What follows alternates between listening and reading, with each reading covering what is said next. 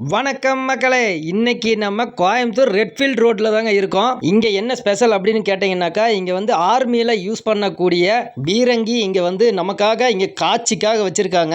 வளையமெல்லாம் போட்டு அதுக்குள்ளே நிப்பாட்டி வச்சுருக்காங்க. நம்ம மிலிட்ரி கேம்ப் இருக்கு இல்லைங்களா, நம்ம புளியகுளம் விநாயகர் கோயிலுக்கு பின்னாடி இருக்குங்க. அந்த இடத்துல தான் இப்போ வந்து நம்ம கண்காட்சிக்காக இங்கே வச்சுருக்காங்க.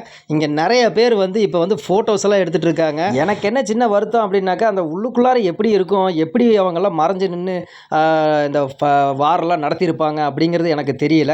அதில் வந்து பார்த்தீங்கன்னாக்கா, இங்கே ஒரு சின்ன சர்டிஃபிகேட்டெல்லாம் கொடுத்துருக்காங்க, எந்தெந்த வருஷம் அங்கே இருந்துச்சு அப்படின்ட்டு. இந்த பீரங்கியோட பேர் வந்து பார்த்திங்கன்னா T55 தொட்டியின் வரலாறு இந்திய இராணுவம் அப்படின்னு போட்டு, இது தமிழில் டிரான்ஸ்லேட் பண்ணி தாங்க நான் உங்களுக்கு சொல்கிறேன். T55 தொட்டியின் வரலாறு இந்திய இராணுவம் போட்டிருக்காங்க. மீடியம் டேங்க் T55 உருவாக்கப்பட்டது மற்றும் தயாரிக்கப்பட்டது முன்னாள் USSR, அதாவது இப்போ ரஷ்யான்னு கூப்பிடக்கூடிய அந்த இடத்த தான் முன்னாடி வந்து USSR அப்படின்னு சொல்கிறாங்க.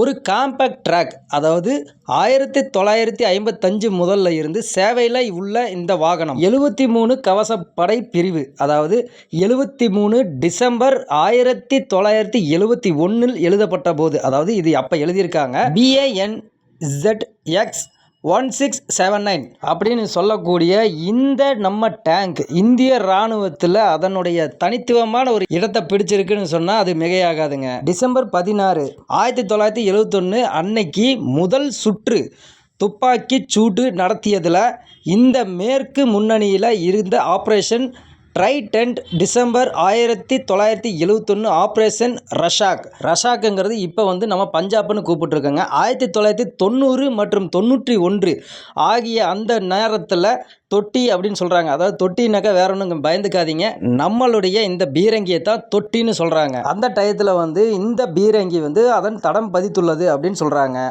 ஆப்ரேஷன் விஜய், அதாவது 1999 மற்றும் ஆப்ரேஷன் பரகாராம் அப்படின்னு சொல்லக்கூடிய வார் பார்த்தீங்கன்னா 2001 2002 நடந்துச்சுங்க. சேடக் மற்றும் திக் விஜய் அப்படின்னு சொல்லக்கூடிய பயிற்சியிலையும் இந்த வாகனம் வந்து இடம்பெற்றிருக்குங்க. கடைசி சுற்றா பிப்ரவரி 29 2009 இதை சுட்டிருக்காங்க. மக்களோட பார்வைக்கு வச்சிருக்கிறாங்க. நீங்கள் யாராக இருந்தாலும் இங்கே வந்து பார்க்கலாம்.